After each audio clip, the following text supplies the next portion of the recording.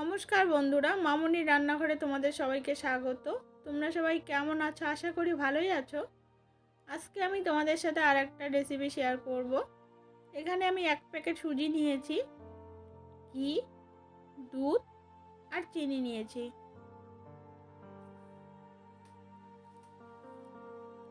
এদিকে কড়াই বসিয়ে দিয়েছি, কড়াই গরম হয়ে গেছে। দিয়ে দিচ্ছি ঘি,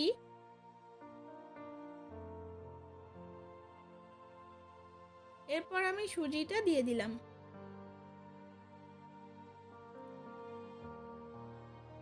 সুজি দেওয়ার পর গ্যাসের ফ্লেমটা মিডিয়ামে রেখে সুজিটা 2-3 মিনিটের জন্য ভেজে নিতে হবে।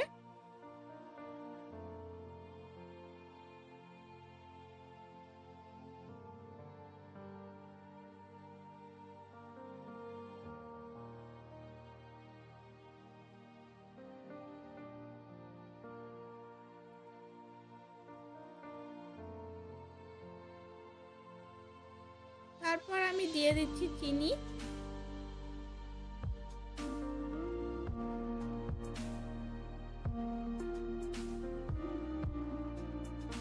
চিনি দেওয়ার পর আর কিছুক্ষণ আমি ভেজে নেব।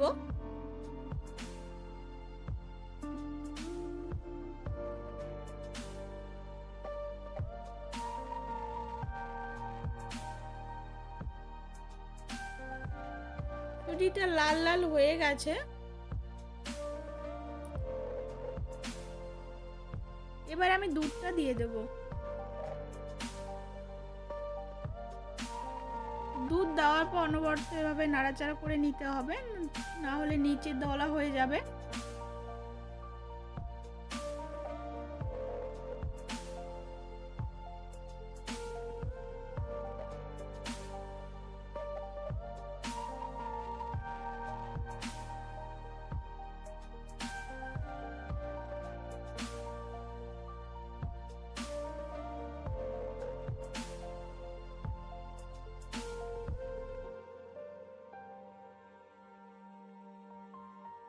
এভাবেই নাড়াচাড়া করে নিতে হবে, না হলে নিচে লেগে যাবে।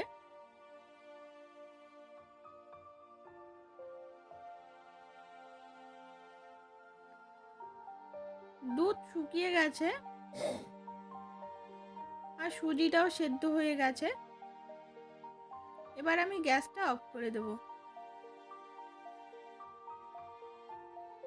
একটা প্লেটে আমি ঘি মেখে নিয়েছি, তারপর আমি সুজিটা নামিয়ে নেব। এখানে